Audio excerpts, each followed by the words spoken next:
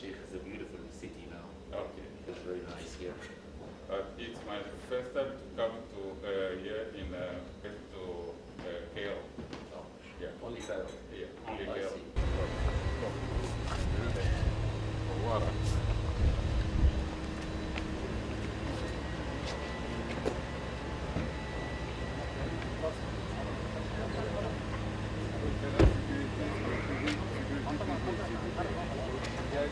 Il y a le salon délégation 1 et 2.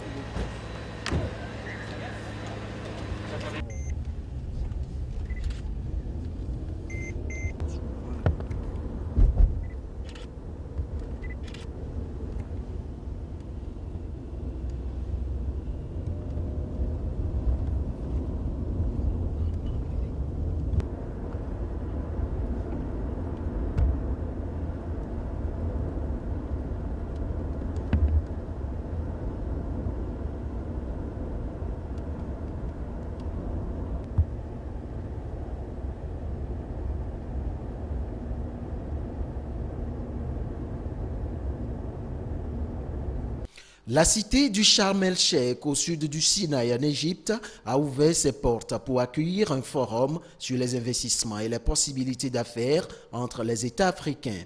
Un forum qui a pour principal but de faire progresser le commerce intra-régional africain, d'attirer davantage de capitaux étrangers en Afrique et de faire découvrir aux partenaires occidentaux les nouvelles opportunités d'affaires en Afrique. À ce rendez-vous, le président togolais Faure Gnassingbé a été représenté par le chef du gouvernement, Commissaire Lom Klassou. À l'ouverture des travaux, le président égyptien est revenu sur les objectifs du forum et invité les pays africains et les chefs d'entreprise africains à œuvrer pour stimuler les échanges et les investissements entre les États africains tout en créant des alliances stratégiques entre le secteur public et privé, une vision partagée par les participants à ce forum panafricain. Moi je dis toujours, c'est comme l'Afrique est un village. Et donc, tous les pays africains, on peut d'abord apprendre l'un de l'autre, chaque pays apprend de l'autre pays voisin.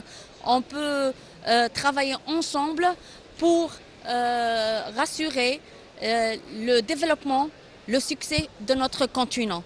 Donc, pour l'Égypte, pour l'Afrique du Sud, Kenya, les pays de la Comesa ou le Congo, le Togo, ces pays, même si un petit pays comme le Togo ou comme le Bénin, qu'est-ce qu'il peut apprendre d'un grand pays de la Nigeria? On peut plein de choses à apprendre, plein de choses to exchange, échanger.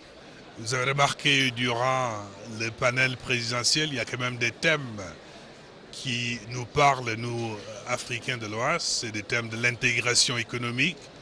Nous sommes des marchés très petits, c'est important qu'on puisse intégrer avec d'autres pays.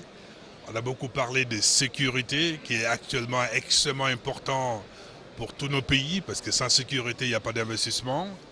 On a parlé aussi de la sécurité alimentaire, qui est extrêmement important, parce qu'il faut quand même nourrir nos pays. Mais un secteur qui m'a énormément aussi touché, c'est le secteur de l'énergie. Les échanges vont permettre aux différents acteurs de prendre la mesure des grands défis à relever. C'est surtout lié à la nécessité de faire progresser l'économie africaine, de baisser le taux de chômage de moitié à l'horizon 2020. Un véritable challenge qui nécessite en amont pour chaque État de stabiliser son économie et d'améliorer le climat des affaires pour favoriser les échanges. Un impératif selon le président de la Banque africaine de développement qui compte soutenir cette dynamique. Il y a aussi beaucoup d'investissements dans le secteur énergie. Vous savez qu'aujourd'hui, si vous voulez faire investissement en Afrique, malheureusement, le problème c'est qu'il n'y a pas l'électricité partout. Et ça, ce n'est pas acceptable du tout. Donc nous avons commencé au niveau de la barre de dire qu'il y a 5 choses très importantes pour l'Afrique. D'abord, il faut qu'il y ait électricité partout. L'électrification de l'Afrique, c'est très fondamental.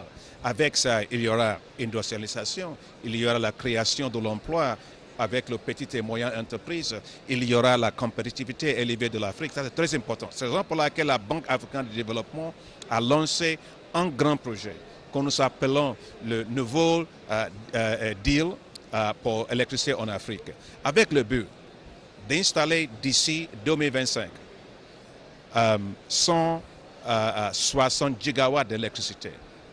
d'avoir 130 millions de personnes qui seront connectées au réseau, mais aussi d'avoir 75 millions des Africains qui seront aussi connectés hors de réseau.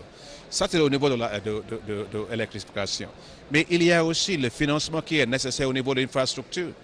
Donc la Banque africaine du développement continuera à investir dans les ports, dans le système routier, dans les transports aériens et les transports maritimes. Ça, c'est très important d'avoir l'intégration de nos continents. En organisant ce forum, l'Égypte s'ouvre au continent et veut renforcer les liens de partenariat avec les pays africains. Le Togo, qui entretient déjà de très bonnes relations avec la République arabe d'Égypte, espère profiter davantage de cette relation dans un partenariat bilatéral dans les domaines comme la télécommunication, la santé, l'éducation, les infrastructures, le commerce et dans d'autres secteurs porteurs. Nous avons discuté d'abord de l'intérêt que tous les pays ont à porter les valeurs de ce Forum Africa 2016. Et donc j'ai donné tout à l'heure quelques éléments, notamment ce que le Togo peut bénéficier en termes d'opportunités et ce que les autres pays également peuvent venir faire au Togo avec les moyens de développement que nous mettons en place au niveau du port, au niveau de l'aéroport, au niveau même du transport routier et donc les opportunités dans le domaine des affaires.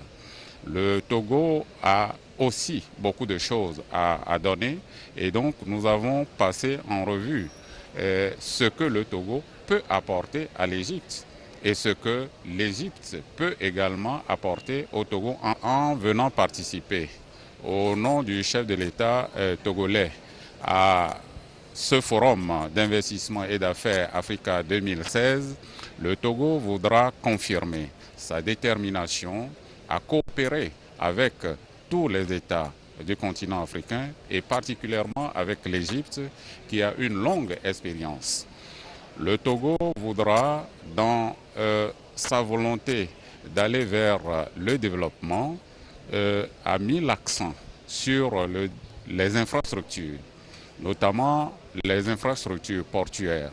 Aujourd'hui, le Togo, qui, avec son port, est le seul port en eau profonde dans le golfe de Guinée, a mis beaucoup de moyens pour développer ces infrastructures portuaires.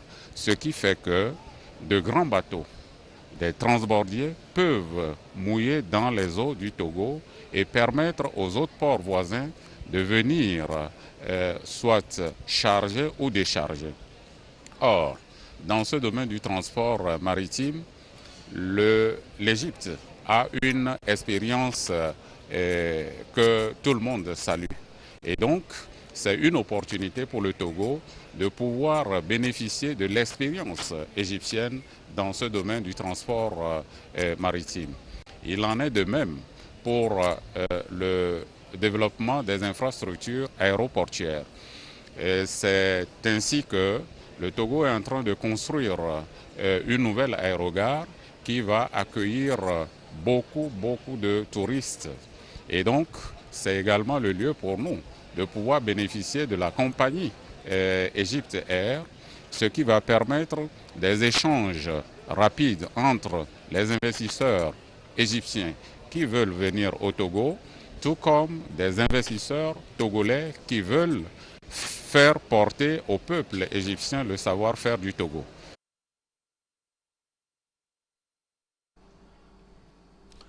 Le Togo était au rendez-vous continental africain à Sharm el-Sheikh en Égypte, où il était question de parler des investissements entre opérateurs économiques et gouvernants, d'assainir le climat des affaires pour attirer plus d'investisseurs étrangers et surtout accroître les échanges commerciaux entre partenaires africains. Le Premier ministre togolais, Komi Selom Klassou, a pris part aux travaux au nom du chef de l'État, Faure Gnassingbé.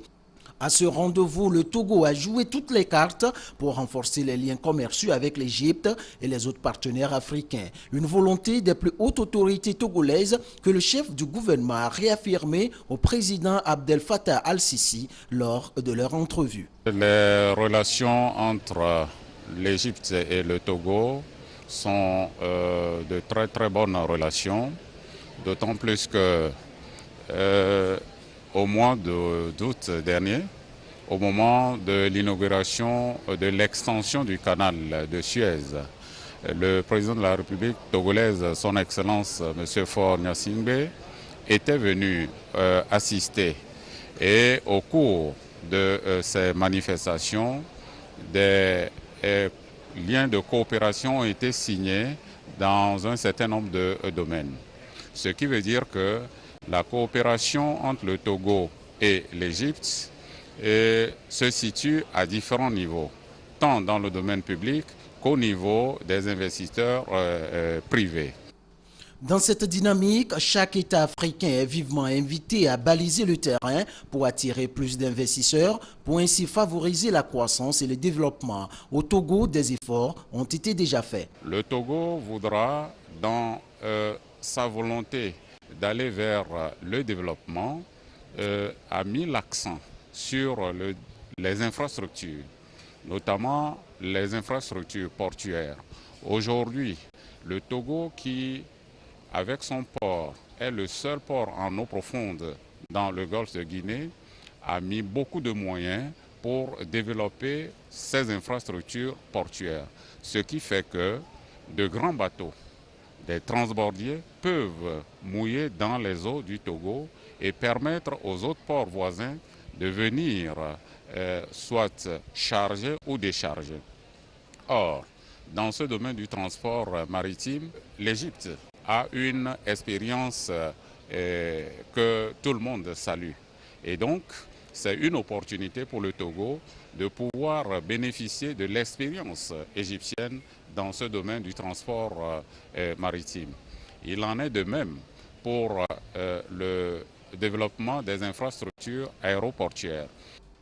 Avec l'Égypte, le Togo a toujours entretenu de très bonnes relations diplomatiques, commerciales, dans un partenariat gagnant-gagnant. Des acquis qui nécessitent d'être consolidés pour lutter ensemble et efficacement contre le terrorisme transfrontalier. Un vœu du Premier ministre, Commissaire Lom Klassou. Au nom du chef de l'État, Faure Gnassingbé, il a félicité l'Égypte pour son élection au Conseil de sécurité des Nations Unies.